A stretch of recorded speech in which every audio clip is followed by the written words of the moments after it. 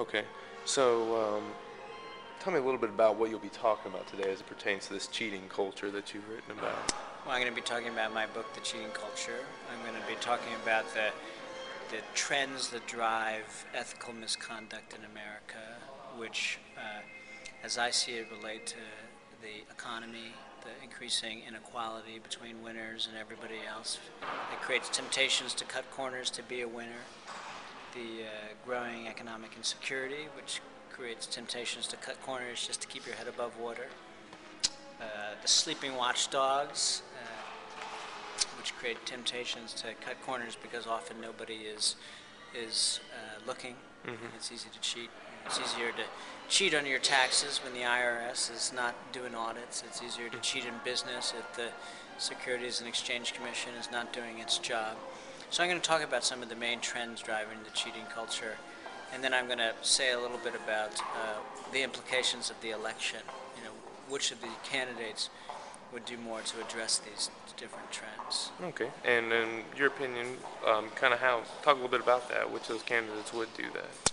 Well, one trend that's driving the cheating culture is more inequality, the gap between winners and everybody else. And I think it's pretty clear that inequality would be more likely to get worse under a McCain presidency if he managed to get his tax cut passed through Congress, which I think would be unlikely with a Democratic Congress. But if he did get his tax cut passed, the rich would get even richer, and the middle class would continue to tread water in place. And I think that the inequality would get worse, and with that, the temptations to cheat in order to have a chance of becoming a winner. The bigger the divide gets between the winners and everyone else, the more people will take risks to be on the right side of that growing divide.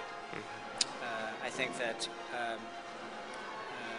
insecurity would probably get somewhat alleviated under an Obama presidency because we maybe get universal health care. I think a lot of Americans are very anxious about their health care, and if you're in a job and which you're asked to do unethical things, like a lot of these real estate jobs recently with mortgage brokers being asked to kind of cheat. If you're in that kind of job, it's harder to leave if you're going to lose your health insurance, whereas if we had a system of universal coverage, I think that people would feel like they had more choices. I think that John McCain would continue to the Republican attacks on regulation that have made the watchdogs weak.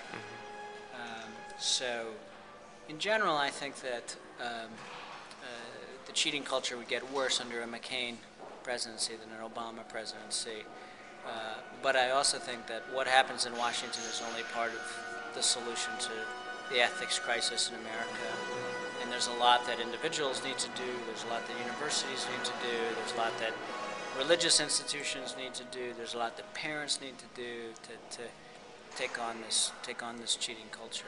Yeah, that's one thing I was going to mention is, it seems like, cheating is an inherently personal thing. It's a decision that you make. How do people, how do you create a culture, where people are less inclined to want to cheat? Well, I think that you need to do a couple things. One, you need to try to change institutions where those temptations occur. Like in universities, a lot of universities don't do anything or don't do much to kind of take on the cheating on campus, and I think that that makes it more tempting for students to cheat.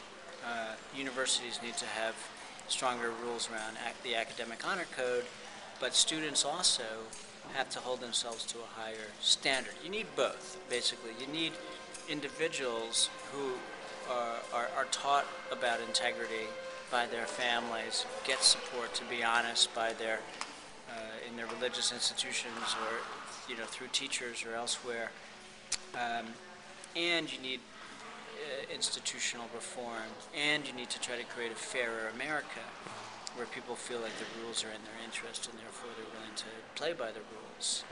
So it's kind of there's no single silver bullet here.